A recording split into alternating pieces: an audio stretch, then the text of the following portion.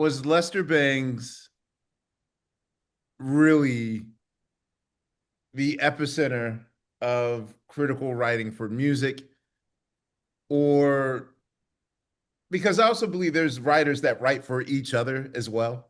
Yeah.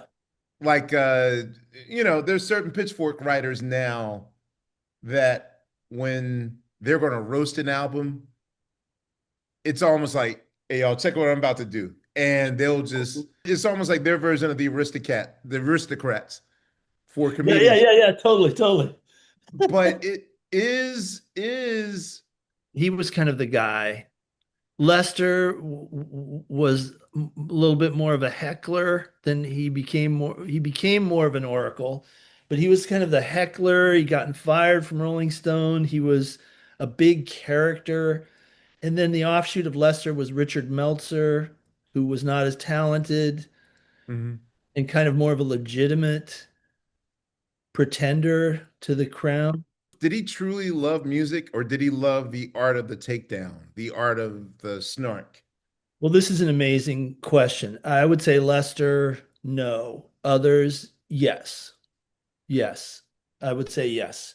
Like more performance criticism than actual legit. Like Lester legitimately cared about the music. And I know this because I read the unpublished stuff that he wrote on the back of record company bios and sent to my little underground newspaper, The Door.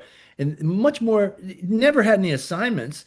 He just had written for The Door a little bit and wrote so much that he would just send them reviews and they didn't know what to do with it. They just put it in this green file cabinet. And when I first had a meeting at The Door, I was like, Lester Bangs, I love Lester Bangs. He wrote for you guys, and because the cartoonist guy was looked like an R. Crumb comic.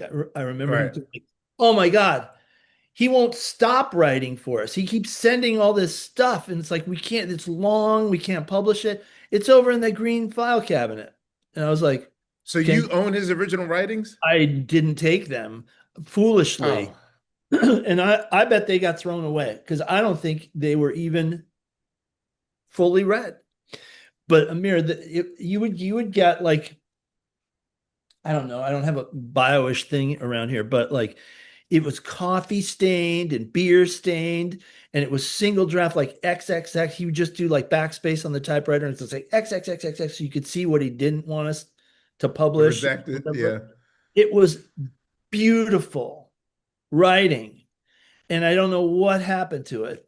Um, but it was this idea that like there's a guy in Birmingham, Michigan, kind of expelled from California and the Rolling Stone culture, but he's like a Vesuvius out there, like writing about music because he couldn't not write about music.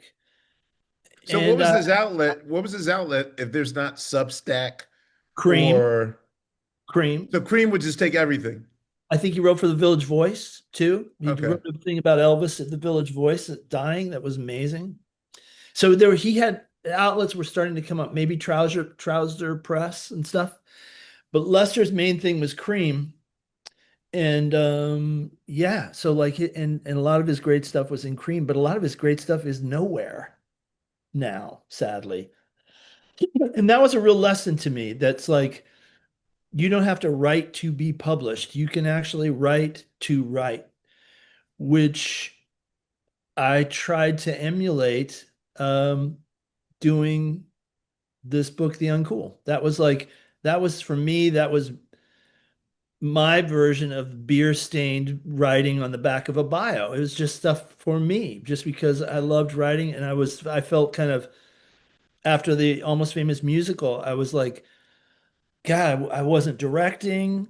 I wasn't writing in my first language. Like, I got to go back to that thing that I love, which Mhm. is, this stuff, yellow legal tablet stuff. And and that was the Lester vibe to me.